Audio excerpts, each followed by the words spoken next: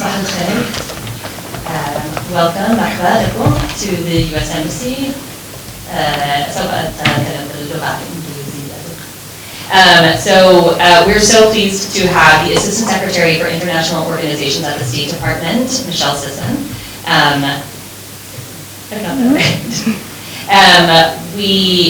She's been here for several days. At the beginning, she's going to give short remarks in English. You already have the translation available to you in front of you. Following that, we'll be going around. Please, one question per journalist so that we can stay within the time allotted for this press conference. When you ask your question, Nadia will be translating, and then following her answer, she'll be translating into Arabic. Thank you very much, everyone. Good morning, everyone. I am just delighted to be here with you this morning and to be here in Algeria on my very first trip to Algeria. I'm Ambassador Michelle Sisson, the Assistant Secretary of State for International Organization Affairs.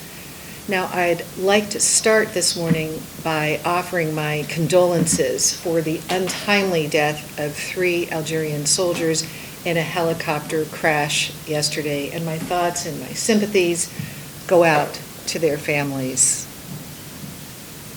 My visit here this week is an opportunity to expand our multilateral cooperation with Algeria, to better understand Algeria's priority, the United Nations system, including at the Human Rights Council in Geneva. Earlier this week, I met with senior government officials, including His Excellency, the Minister of Foreign Affairs and his team, as well as senior officials at the Ministry of Interior, civil society, and of course the UN leadership team in Algeria.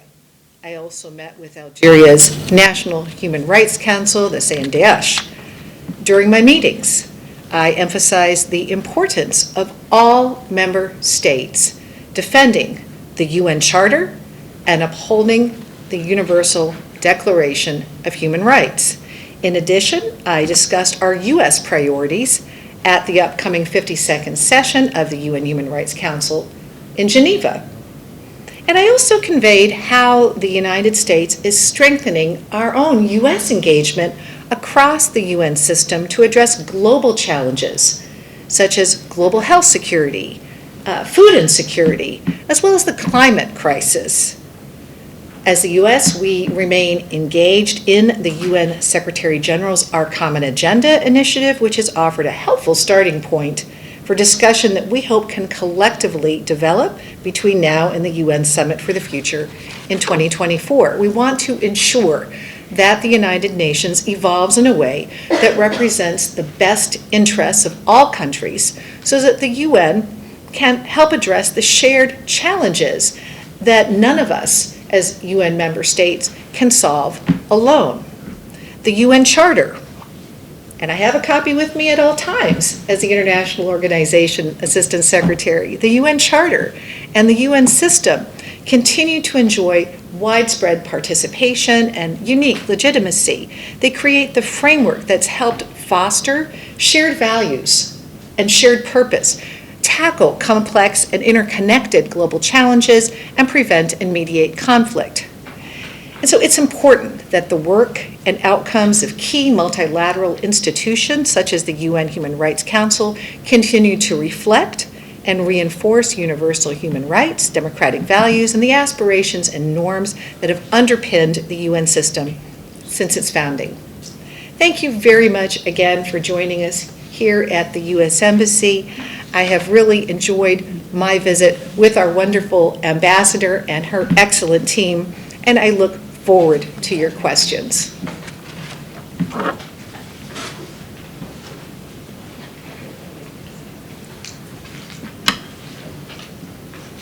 Assalamu alaikum. You are welcome to Algeria. I hope that you will enjoy your visit. So I have 2 questions, but one. Just one. Okay. I will ask my question in Arabic.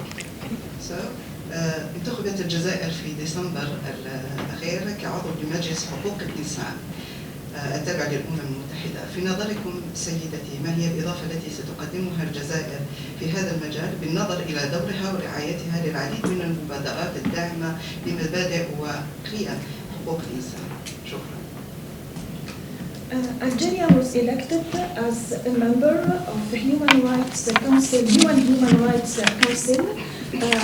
According to you, Excellency, what is the added value that Algeria can give by joining this organization, knowing that Algeria has many initiatives and many initiatives within the framework of human rights? Thank you for that question. And obviously, with the 52nd session of the Human Rights Council launching in Geneva very soon, we will be working very closely with all HRC, Human Rights Council members, on a number of priorities that will come up in the program of work for this 52nd session. So some of the important priorities for the session this spring will include the renewal of the mandate of the Commission of Inquiry on Ukraine. It will also include the renewal of mandates on South Sudan, Mali, North Korea, DPRK, and Belarus, among other important priorities. The renewal of the mandates of the Special Rapporteur on freedom of religion or belief will also be on the program of work. We will also work together with all members of the Human Rights Council in Geneva on the adoption of the resolution on countering intolerance on the basis of religion or belief. There will be work also on a joint statement on human rights defenders. And I will simply add, since I highlighted the importance, of course, of the Charter of the United Nations, I must also highlight the important 75th anniversary of the Universal Declaration of Human Rights, also a very important milestone.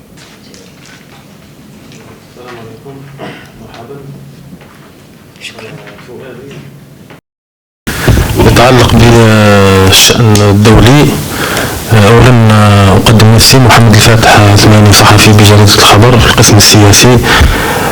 في ظل عودة أجواء الحرب الباردة وفي إطار الصراع الروسي الأوكراني، الحرب المندلعة في روسيا بين روسيا وأوكرانيا، اختارت عدة دول سياسة عدم الانحياز أو العودة إلى سياسة عدم الانحياز، ومنها الجزائر.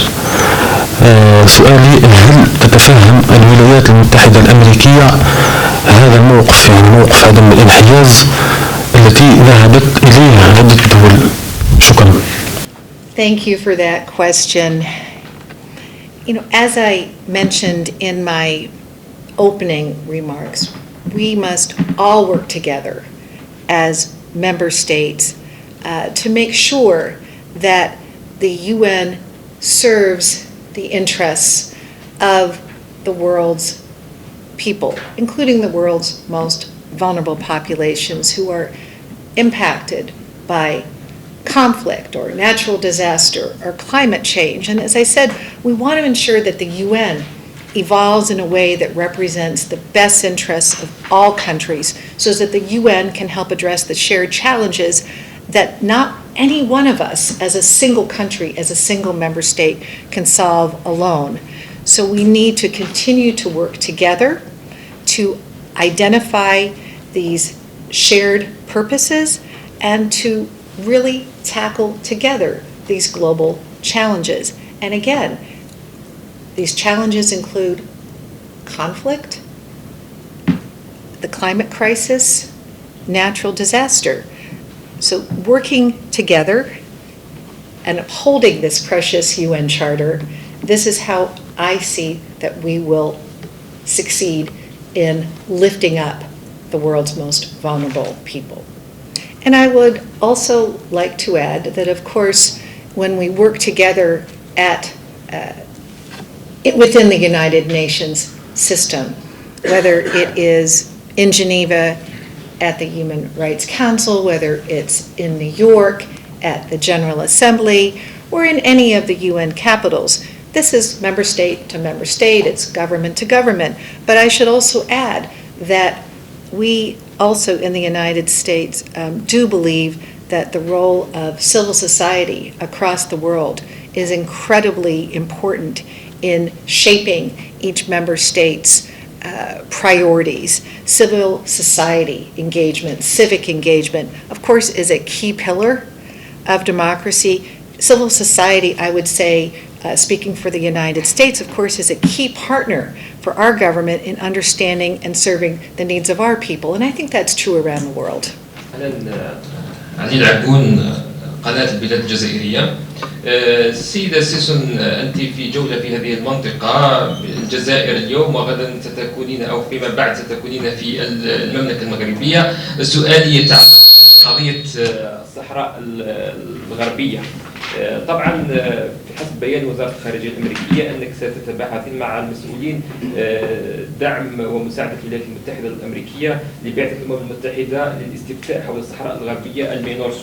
سؤالي يتعلق حول هذا الاستفتاء، أين وصل هذا المشروع؟ وألا تعتقدين بأن مواقف الإدارات الأمريكية خصوصا من ترامب وتقلباتها ساعدت المملكة المغربية على التنصل عن هذا المسعى السياسي لحل هذه القضية وابتعادها عن الحلول الأممية التي مطروحة منذ عقود؟ شكرا. Thank you for that very important question. The United States supports the personal envoy of the UN Secretary General, Staffan de Mistura's efforts to advance an enduring resolution and to facilitate a just and lasting and mutually acceptable political solution for Western Sahara. And this political solution is vital to promoting a peaceful and prosperous future for the people of Western Sahara and the region. And to this end, we strongly support the MINURSO peacekeeping mission and the process, and we appreciate MINURSO's contributions to preserving the necessary conditions for the advancement of a UN-led peace process focusing on a sustainable solution for Western Sahara. So to underscore, the Biden-Harris administration's focus is on supporting a credible political process under the personal envoy of the UN Secretary General, Staffan de Mistura's leadership, leading to an enduring and dignified resolution. So you're going to continue to see active U.S. support and diplomacy to support the personal envoy's efforts. Good morning, Your Excellency. Good morning. TV channel. First of all, I want to welcome you here in Algeria. I'm going to ask in Arabic. So my question considering أحقية الجزائر ربما في مقعد في مجلس الأمن، كان هناك حديث حول أحقية إفريقيا بشكل عام في مجلس الأمن كعضو دائم، وكانت هناك عدة أسماء مطروحة كالجزائر، جنوب إفريقيا، مصر بحكم يعني ثقلها في إفريقيا. هل ترى الولايات المتحدة ربما أن الجزائر جديرة بأن تكون في مجلس الأمن نظرا للأمن والاستقرار الذي تتمتع به، وحتى أنها يعني تنمو يوما بعد يوم سواء على المستوى السياسي أو حتى الاقتصادي؟ شكرا لك. Thank you. Bonjour, Mohamed Misselti du Jeune Indépendant. Comme vous le savez, certainement, donc l'Algérie fait partie, ou bien elle est à la tête d'un groupe de médiation arabe. Pour le règlement du conflit, ou bien essayer de trouver une solution politique ou pacifique au conflit, la crise ukrainienne entre la Russie et l'Ukraine, et notamment elle joue un rôle important dans le maintien de la stabilité de la région du Sahel. Est-ce qu'il y a si vous voulez, est-ce qu'il y a un partenariat, est-ce qu'il y a des discussions entre l'Algérie et les États-Unis dans ce domaine-là, dans le maintien de la stabilité? Merci. Thank you very much, and I'll turn to the first question, which I understand was on the broad question of reform of the UN Security Council. And of course, we heard the President of the United States, President Biden, during High-Level Week in New York last September, state in the General Assembly that the U.S. Was very interested in looking at this question of reform of the UN Security Council. We realize that the status quo is not working. We want to make sure that the Security Council can respond to the needs of today. And so we have had our U.S. permanent representative to the United Nations in New York, our U.S. ambassador, Linda Thomas Greenfield, in New York, engage with a number of member states and regional groupings in New York on what I would call a listening tour as we look for a credible and viable path forward. There will also be intergovernmental negotiations on Security Council reform that will be launching in New York in a very short time. So we'll all, of course, be watching that. And I think it is really important that we look for, across the UN, a UN system that is fit for purpose to serve the needs of the world's people, and also a UN Security Council that can deliver to respond to the needs in the peace and security realm. And that links into the second question from Le Jeune Indépendant.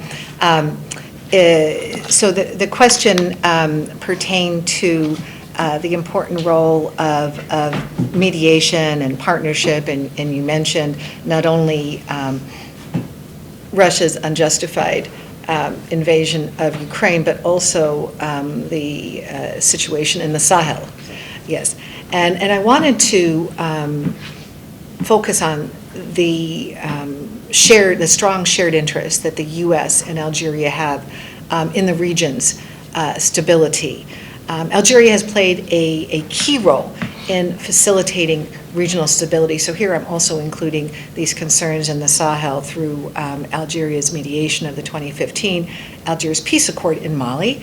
And Algeria continues to be a regional leader promoting the resolution of ongoing conflicts. So I want to take this opportunity also focusing on Mali, which is not too far away, to express the U.S. government's continuing strong support for the UN peacekeeping mission there, MINUSMA. MINUSMA's peacekeepers are serving with dedication in spite of really very serious challenges to the protection of Malian civilians.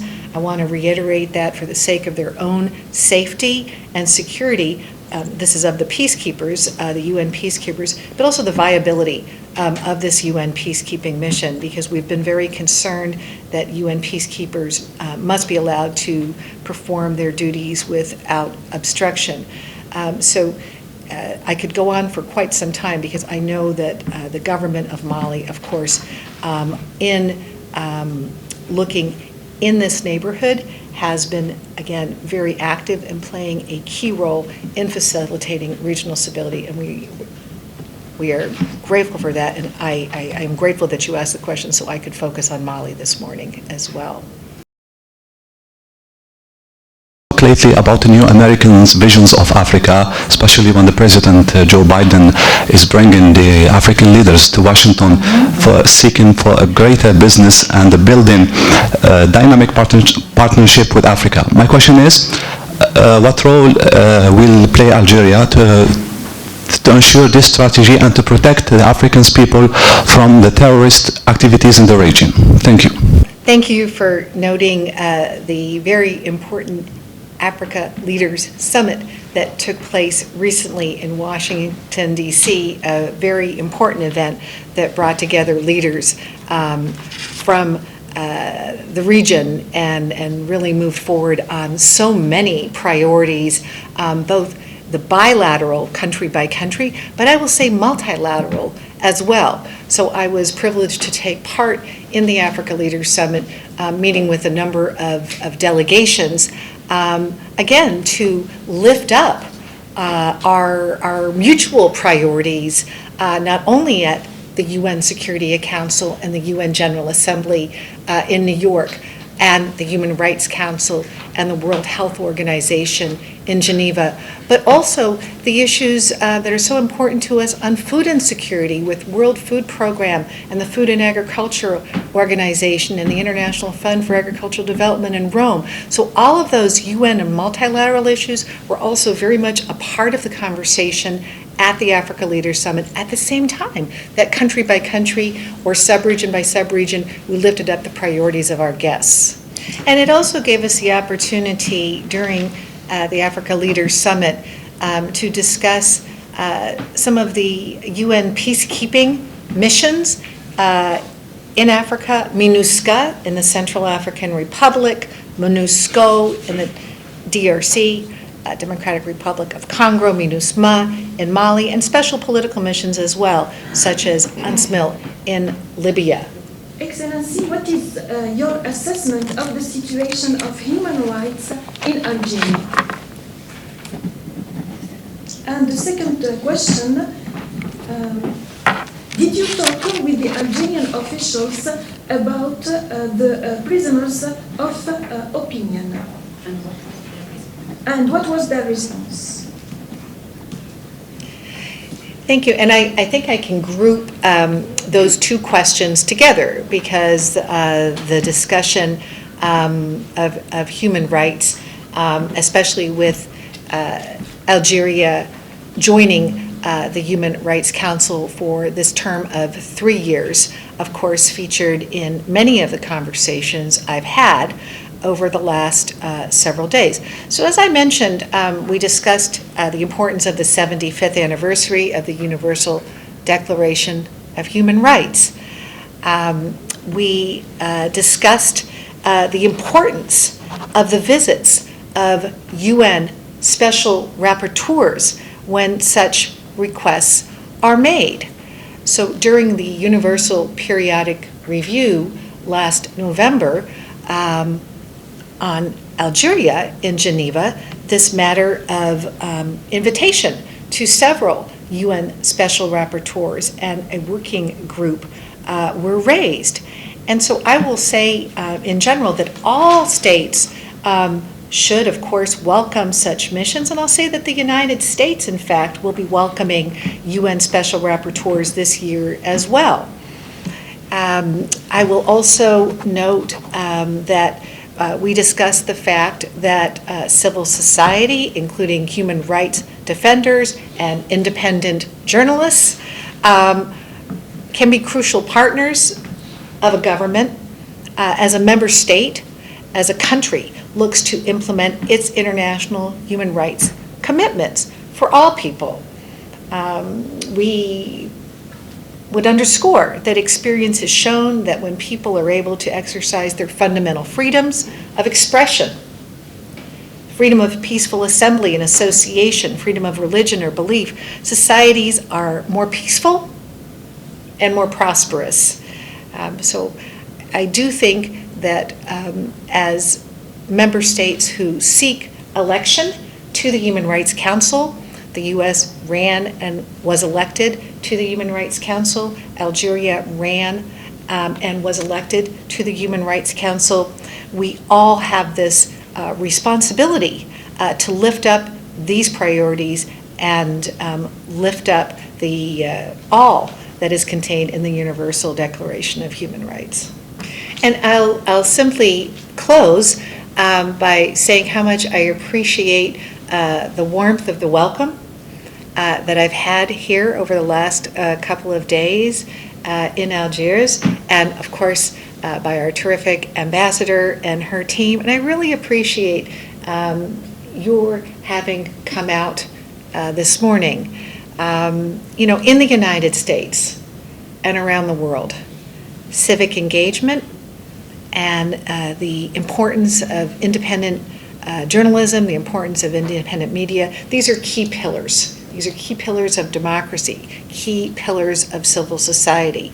And again, you as journalists, you are so important. And I would say in the United States, our government is better able to understand and serve the needs of our people when we engage with civil society, when we have the input and the feedback from the media in terms of making sure that we have a very clear understanding of the needs of the people, and that way a government, any government around the world is better able to serve the needs of the people. So I just really appreciate you taking the time to come and join us this morning here at the U.S. Embassy. شكرا جزيلا شكرا.